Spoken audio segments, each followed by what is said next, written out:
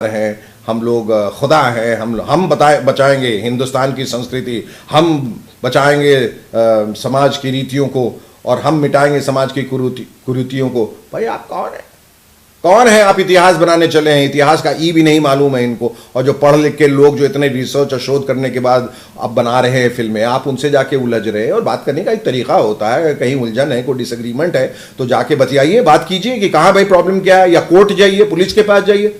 आपको किसने हक दिया कि आप किसी के सेट पे जाए, उनका कैमरा इक्विपमेंट सब तोड़ दे और उन पे हाथ उठा दे? कि आप इतिहास के साथ छेड़खानी। सही बात है, सही बात है। किसी लड़की के साथ तो छेड़खानी नहीं कर रहे हैं ना, इतिहास के साथ ही छेड़खानी कर रहे हैं। कौन डिसाइड करेगा कि इतिहास के साथ छेड़खानी कर रहे हैं? कौन डिसाइड करेगा? ये कोई मॉरल ब्रिगेड, कोई ऐसा सेल बनाया गया है, कोई कमेटी बैठी है जो डिसाइड करेगी? उसके लिए भी लोग हैं। अगर आपको लग रहा है इतिहास के साथ छेड़खानी कर रहे हैं तो उसके लिए सरकार है, उसके लिए सेंसर बोर्ड है, उसके लिए सुप्रीम कोर्ट है। आप कौन होते हैं? आपको किसने ये जिम्मेदारी दी है कि आप जाके ये सब करें और लोगों को पीटें? इतिहास किसने बनाया? इतिहास तो रूलिंग पार्टी बनाती है। जो भी पार्टी आती है, जो भी पक्ष में सरकार होती है, इतिहास उनसे ही बनता है। कल होके कोई और सरकार आएगी, इतिहास बदल देते हैं, वो अपने हिसाब से अपने लोगों के नाम उसमें डाल देते हैं। इतिहास तो सबसे बड़ा झूठ है। किसने देखा इतिहास? हम थे वहां 500 साल पहले देखने के लिए, क्या हुआ? किसी ने लिख दिया, हमने मान लिया। कोई डॉक्यूमेंटेड प्रूफ तो नहीं है ना, कोई वीडियो प्रूफ है तो कुछ विजुअल प्रूफ है और ऑडियो प्रूफ है, कुछ नहीं है।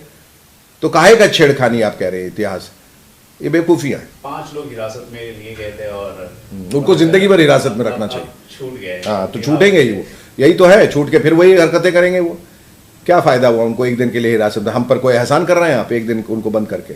दूसरी तरफ वेंकैया नायडू साहब ने उन्होंने कहा था, आश्वासन जताया था कि जो भी गुनहगार है, जिन्होंने भी ये हरकत की है, उनको कड़ी सजा दी। चलिए ठीक है, मान लेते हैं वेंकैया साहब की बात। इस आश्वासन से आप संतुष्ट हैं?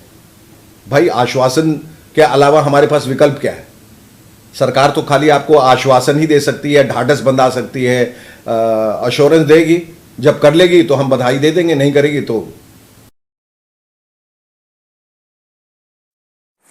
सभी को जय माता जय महाकाल। आपको मालूम है कि परसों यानी कि 2 दिन से हम बम्बई में रुके हैं एक ही बात पर, जो पद्मावती फिल्म के बारे में जो स्टेटमेंट दिए थे काफी हीरो और या काफी बॉलीवुड के हमारे जो है हिंदुस्तान के, उन्होंने उसमें से शेखर भी हमारे पास बैठे हैं और शेखर भैया ने जो स्टेटमेंट दिया था वो स्टेटमेंट किसी भी जाति के आधारित स्टेटमेंट नहीं था, लेकिन सिर्फ और सिर्फ वो रिएक्शन था, यानी कि एक आवेश था और आवेश में उन्होंने कह दिया था। हम समझते हैं काश ये शेखर भाई की जगह हम होते तो हम वही स्टेटमेंट देते। लेकिन एक बात आप समझिए, पहले मैं विनती करता हूँ कि कहीं पर भी शेखर भैया की शूटिंग या कुछ भी हो, किसी भी जगह पर आप हल्ला बोल या किसी भी तरह की तकलीफ मत कीजिए। न तो इनकी कोई ऑफिस किसी भी नंबर पे कॉल करके अनाप शनाप बोलिए, ये मैं विनती करता हूँ। और फिर से मैं कहना चाहता हूँ कि शेखर भैया को तकलीफ मत दीजिए। जो भी मामला था वो पूरा मामला शेखर भैया के पास बैठकर सॉल्यूशन हो चुका है, कोई भी ऐसी घटना नहीं थी। शेखर भैया जी, संजय जी का हम लोग बहुत मान सम्मान करते हैं। इनसे पहली बार हालांकि मुलाकात हुई, लेकिन ऐसा लग रहा है कि बहुत पहले से जानते हैं और कोमल हृदय के इंसान है। और जिस तरह की भाषा का इन्होंने इस्तेमाल किया है उससे आपको पता लगता है कि अगर गलती भी करे तो उसको तुरंत क्षमा दे देते हैं। और जो बात हुई, जो हमने संजय भाई ने बैठ के एक दूसरे को समझाने की कोशिश की, मैंने खास तौर पे बताया कि जो हुआ वो एक आवेश था, एक आक्रोश था। जो एक चीज हुई, जो एक अप्रिय घटना हुई, उसको लेकर, इसको अंग्रेजी में कहते हैं नी जर्क रिएक्शन, तुरंत आदमी बोलता है और उसमें कुछ बातें कभी कभी ऐसे हो जाती हैं जो वो खुद नहीं समझता है। जब वो बोल रहा है उसका लगता है कि इसका ये मतलब है, उसका वो मतलब है।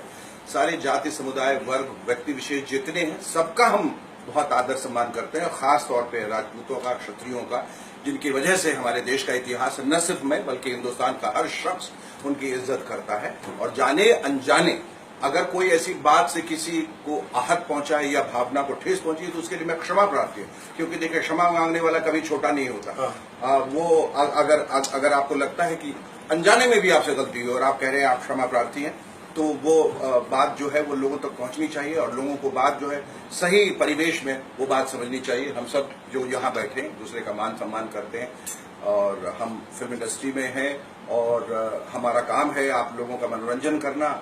आपकी वजह से हम हैं, मेरी वजह से आप लोग नहीं हैं, ये भी समझना है।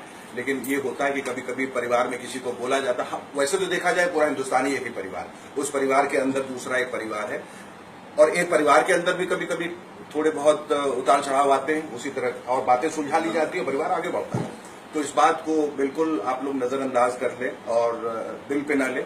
और जो बातें हुई हैं और जो फिल्म को भी मुतालिक जो बात हुई है, इन्होंने सही अथॉरिटी से उससे बात कर ली है और जो जो ये चाहते हैं वैसा वैसा होगा और वैसा वैसा होना चाहिए।